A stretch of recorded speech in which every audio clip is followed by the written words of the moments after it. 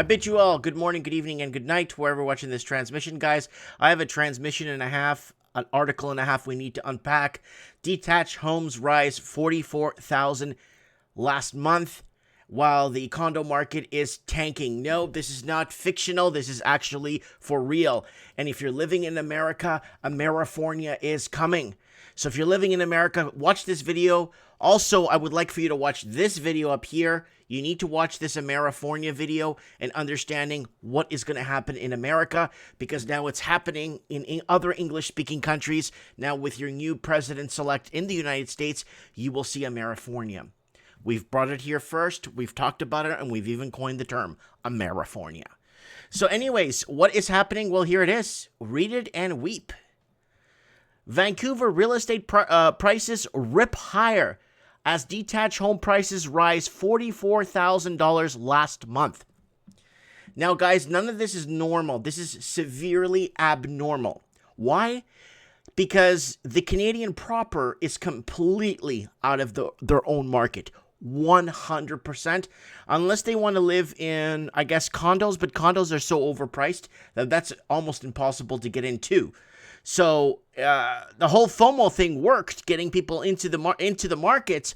But now, what happens now? Well, condos are starting to take a dip because they're less desirable. And we discussed the whole condo market here with insurance issues and all that stuff here on the channel for years now. Now here it is, guys. Vancouver real estate prices rip higher as detached home prices rise 44,000 in a month. That's about 32,000 American in 1 month. So guys living in Louisiana and Florida and stuff, this ain't a joke. Texas, Middle America, this is going to be happening to you guys with your new president-elect. So keep your eye open. Canada's done. Canada's finished. Canadians are done. Canadians make nowhere near as much to basically get into their own markets. So Greater Vancouver suddenly has an exuberant home buyers once again armed with cheap debt. Real Estate Board of Greater Vancouver data shows that composite prices made a big jump in February. Actually, almost all measures of home prices made a big leap. Some segments even added more than 44,000 to the value just last month. Let's dive into the numbers. A typical home price increased $27,000 last month. Let me put this on article scan so you can read along.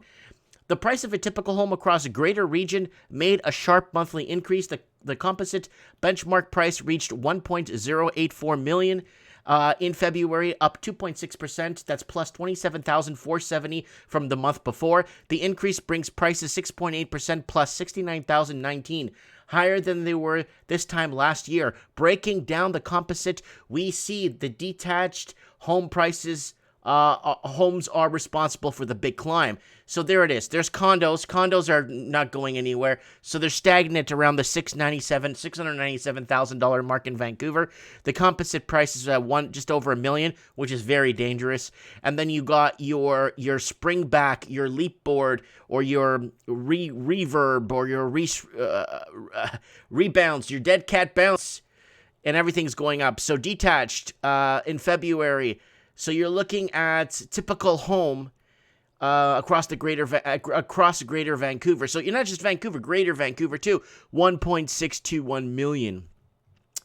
Detached homes increased 44,000 last month. Greater Vancouver detached home prices made a face-ripping increase last month. The detached benchmark price reached $1.621 million in February, up 2.8%, plus $44,157 from a month before. Compared to the same month last year, prices are now 13.7%. That's $195,342 higher. Detached homes in the region are seeing the rate of price growth accelerate. The rate is now the highest level since 2017, but needs to be more than double to clear 2016's high.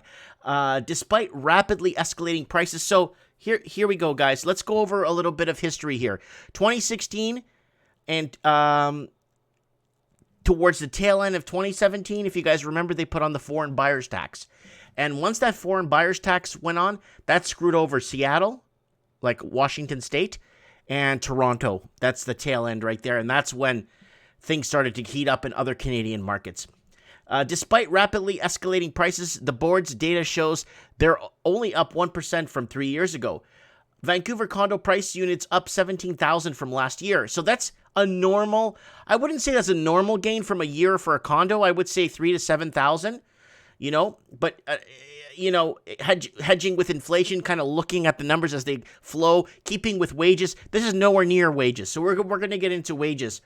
Greater Vancouver's condo apartments also made an oddly large move last month despite the slow year. The benchmark price reached $697,000 in February, up 2.5% to $17,012 from the month before compared to the same month a year ago. Prices are now 2.5%. They're up $17,012 higher. In case you missed that, prices increased the same on the month as they did for the year. Greater Vancouver composite benchmark price change. So typical home across Greater Vancouver. This is the annual percentage.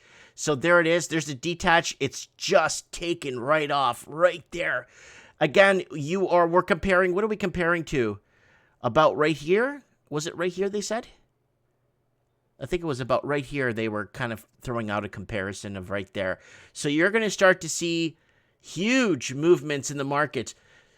All of the condo gains are over the past 12 months were in the last month's increase. There's a slight acceleration for the annual growth, but it was small relative to detached homes. In fact, it looks like it's going to be the opposite direction when compared side by side. The month was really big in terms of gains, but there's some index components driving the trend. Most of the price growth is driven by detached homes, mostly in the suburbs. In the city, prices haven't moved much in the last 3 years. Despite this, it would be silly to write off a single month move like that, especially when it's the second month in a row with such a large price gain. Now, guys, could this be the major melt up that we've been talking about for years? Prices were supposed to correct after the 2010 Olympics in Vancouver. Instead, prices went up astronomically, and the average wage, let's see if we could find this better dwelling. Let's see if we could find that article. I'm going to find that article real quick for you guys. This article actually talks about how much you need to make to own a detached home in Canadian cities.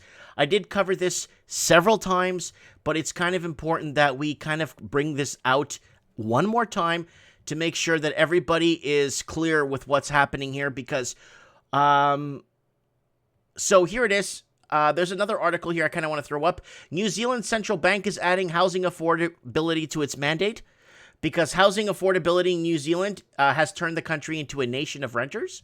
And because it's turned into a nation of renters, it's people locally born and raised in their own country cannot get into the markets. Same thing with Canada, same thing with England, same thing with all this stuff, all these English-speaking countries, right? It's even happening in Jamaica. It's happening all over the place, where the cost of living is outpacing wages, and people are not making enough money to live. And let me see here. I need to find this article for you guys, because it's very, very important that you guys understand what is happening here. And unemployment's it just keeps going up. And then I don't think they're confirming what the unemployment numbers really are, right? So here they are. Here's the article I've been looking for you. It's very important you stick around for this. Here it is. Buying a typical home in Canada, cities now require incomes of up to $230,000. This is the nail in the coffin, and this is what's going to drive people out of Canada. Now, here it is. Mortgage rates might be low, but nosebleed home prices still make payments difficult. So if they did make a correction in interest rates, which they should have back in 2010, 2011, and 2012, and they just kept dropping rates, there it is. So this is what you need. So in the biggest cities, you need to make, so the cheapest city is Quebec City right there, sitting at about $50,000 a year, where if you are in cities like Vancouver, Victoria, Toronto, Hamilton, and even Ottawa, you need to make over $100,000. Calgary, you need to make close to $100,000. Montreal is $91,000. Edmonton, Winnipeg, and Quebec City are still somewhat reasonable, but people in those cities will have a tough time matching that income. So what's driving all this? Well, money laundering. It's money laundering, and a lot of people argued with me on this channel, telling me, Mike, it's not money laundering. Money laundering makes up less than 1%.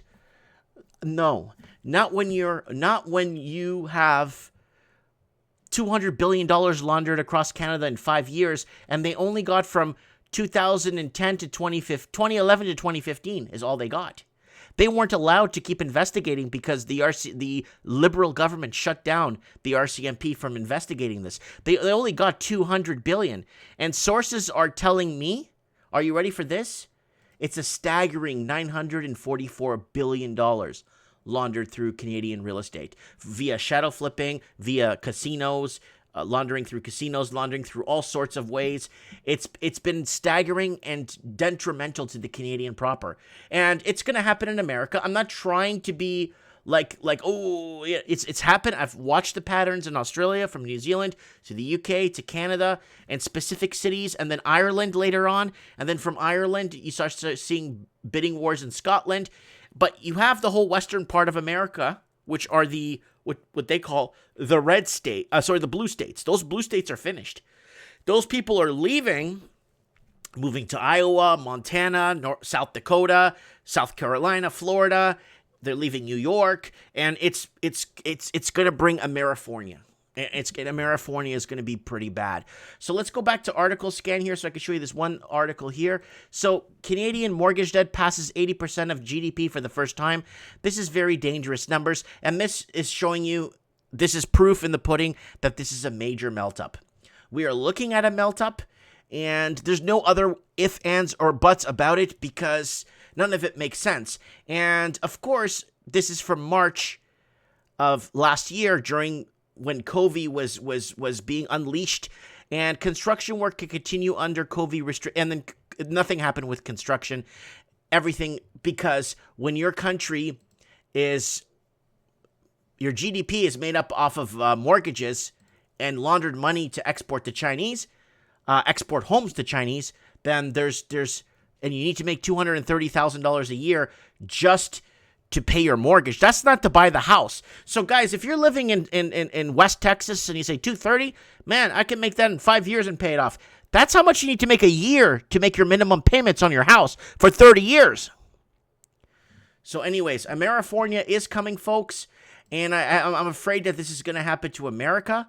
Let me know what you guys think in the comments below. Buying a typical, look, let's go back to the article here. And wow, it's way back, but there's the article there. $44,000 in one month. There it is, the article right there. Let me know what you guys think. $44,000 in 1 month. Is this normal? Is this the new thing we have to accept?